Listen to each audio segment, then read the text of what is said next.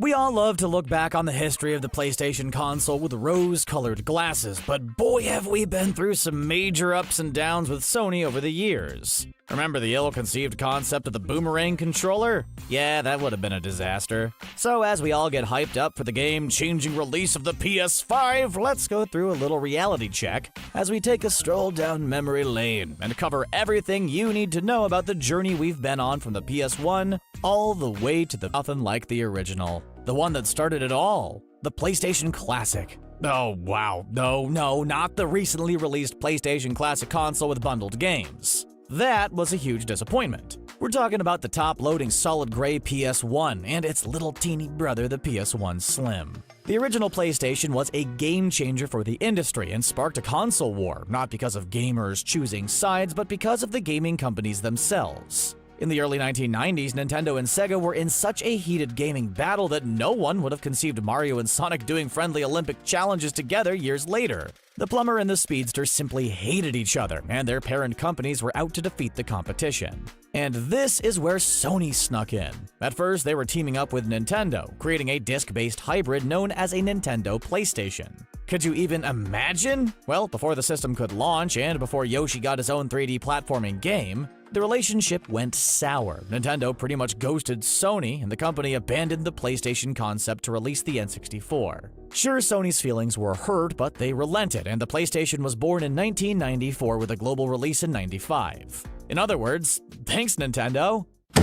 Thank you! The PlayStation didn't even have to lose out on their Yoshi game concept either. The whole thing was simply repackaged as Croc. Remember that one? It was no Crash Bandicoot, but still a pretty fun early PlayStation title. Not only did the OG PlayStation aim for a new generation of gamers, but the bright and vivid worlds of Sonic and Mario were kind of pushed aside for a gritty and dark gaming style. Just look at some of the commercials and promotional ads for the system. Those Twisted Metal commercials felt like a spin-off of Stephen King's It. The console thrived on the exclusive titles and quickly built a strong gaming community, with high-speed games and impressive graphics, for the time. While we look back fondly on some of the top exclusive PlayStation titles like Gran Turismo, Tomb Raider, Tekken 3, and Metal Gear Solid, there were some serious duds that we'd rather forget about. Anybody remember Bubsy 3D? That game felt like a major Mario 64 ripoff, and was a rushed and pretty much unplayable pile of garbage. Its levels were disorienting, felt empty, and was a major miss for the PlayStation console. Luckily, there were plenty of other great games to fill the void.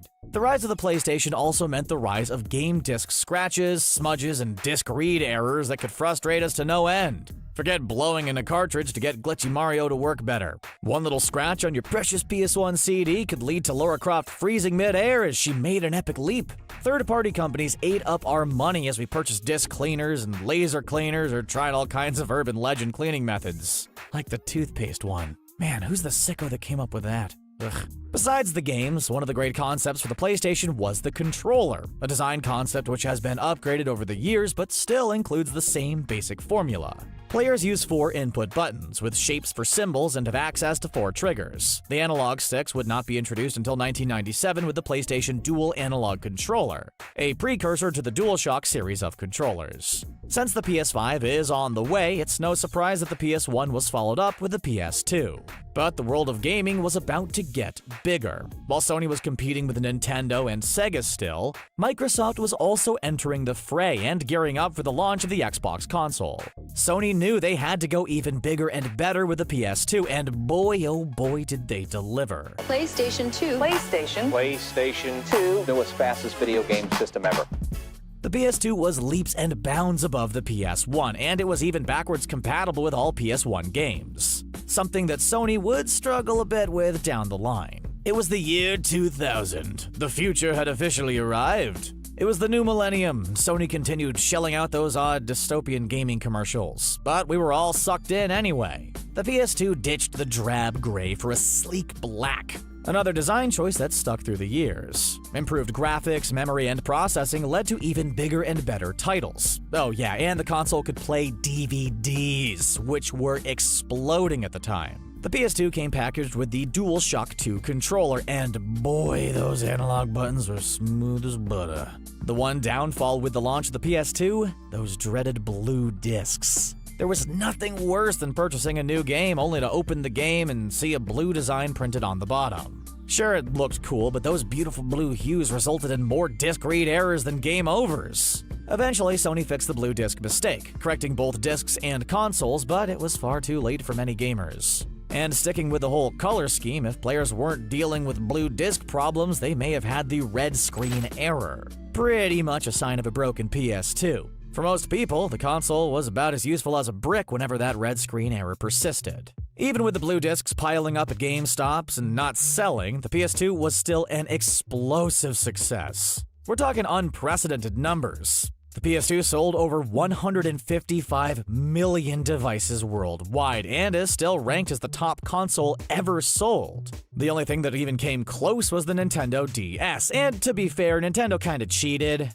releasing a whole collection of different DS consoles, which helped boost numbers up to over 154 million lifetime sales. Even with the DS creeping up, the PS2 will likely remain the king of consoles for a long time, if not forever. The massive library of games certainly helped the boost in console sales. But the true legacy of Grand Theft Auto began on the PS2 with the open sandbox world of Grand Theft Auto 3. That was just the beginning. Each GTA sequel would outperform the last on the PS2, with GTA San Andreas selling well over 20 million copies on the PS2 alone. Never mind the subsequent re-releases for other consoles and PC. The PS2 also thrived on some of the same franchises as the original console. Gran Turismo 3 and 4 were big hits, as well as the new entries in the Metal Gear Solid series. Newer hits like Kingdom Hearts and God of War brought a world of true gaming to home consoles, and the advanced PS2 graphics helped blow the competition out of the water. While Microsoft held strong thanks to the world of Halo, Sega was dispersed from the console wars with the failure of the Dreamcast. And Nintendo couldn't quite hit the mark with the GameCube, despite some memorable titles. Even with new successes and characters gaining hold, there were some franchises who kind of fell by the wayside. Platformers like Crash Bandicoot and Spyro failed to capture the same success and excitement. Even the breakout Smash Tomb Raider was pretty disappointing for the PS2. The games just couldn't keep up with the evolving players and are now more of a nostalgic relic rather than modern games that we actually still enjoy. Even as we parted with some favorites, Sony was dominating in every form. But like every great leader, the success got to their heads a little bit. Technology was advancing faster than a console could keep up.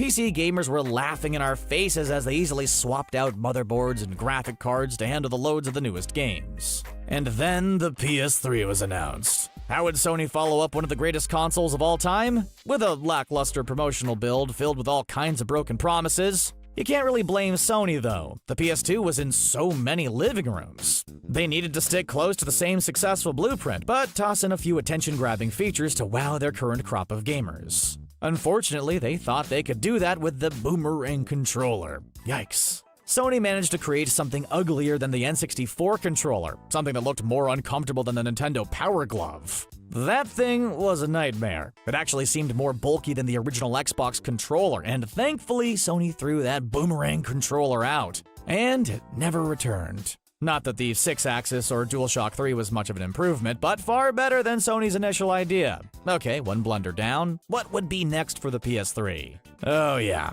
backwards compatibility. The PS2 was an ultimate gaming machine, offering access to every single PS1 game. So obviously the PS3 would do the same, right?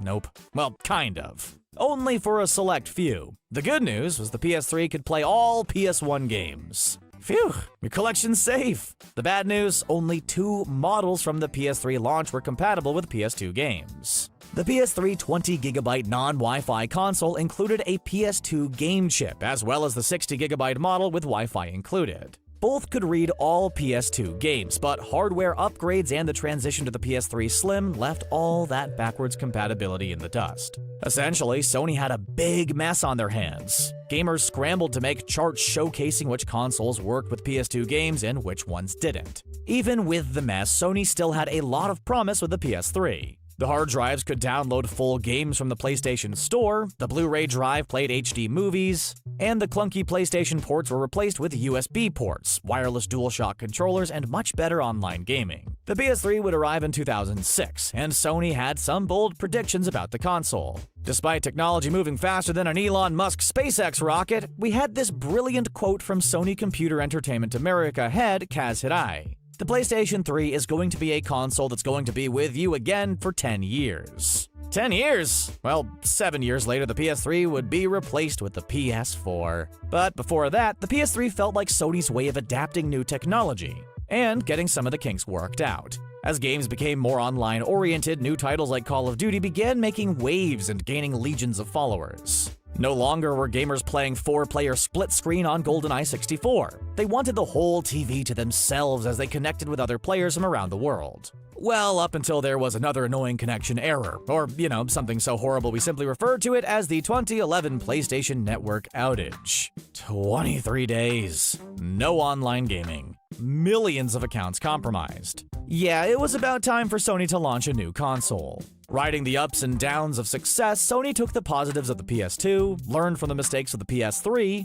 and rolled everything into one for the launch of the PS4. Released in 2013, the PS4 completely revamped the DualShock controller. Sure, it had some gimmicky features like the light bar, but the comfort and performance was certainly impressive. Games like Marvel's Spider-Man, Uncharted 4, and the God of War remake had shown the impressive power and ability of the console. The PS4 Pro introduced us to the world of 4K gaming, and online services expanded to include on-demand games, cloud-based gaming, and instant access to all types of streaming services. Sure, launch games like Knack were extremely disappointing, but the PS4 didn't stay stagnant. Sony continued to improve the console and deliver for gamers. Backwards compatibility was completely ditched for all digital classic games, which is a major bummer for the wallet, but a small complaint among all the great highlights. And now we're here. 2020, the PS5. The console wars are more relevant than ever, and Sony is doing everything in their power to win. The PS5 is rumored to have removable cartridges for storage, will boast a solid-state drive for virtually no loading time, include backwards compatibility for all past Sony consoles, and impress us all with the new controllers. Ultra-sensitive triggers will make games feel more realistic. The analog sticks will adapt to all types of games and situations. Sony knows what gamers want and will deliver with standard 4K graphics and the ability for 8K support in the future. Sony has been on quite a journey over the years, and that journey will only continue. Let's just hope their successes are better than their failures, so we can get the most out of the PS5 and beyond. Wow, what a history of gaming! What's your favorite Sony console? Are you looking forward to the PS5?